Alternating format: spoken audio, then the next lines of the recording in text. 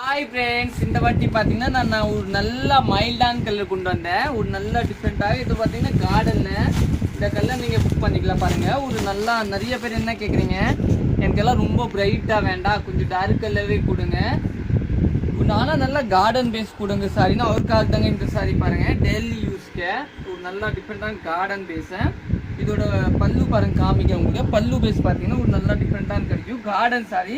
இந்த கலர் நல்லா ரொம்ப சூப்பராக இருக்கும். இதுதாங்க ப்ளவுஸ் பாருங்க, ப்ளவுஸ் நீட்டாக கொடுத்துருக்காங்க. பல்லுவோட லுக் பார்த்தீங்கன்னா இதுதான் பல்லு பாருங்க. பல்லு நீட்டாக இருக்கும்.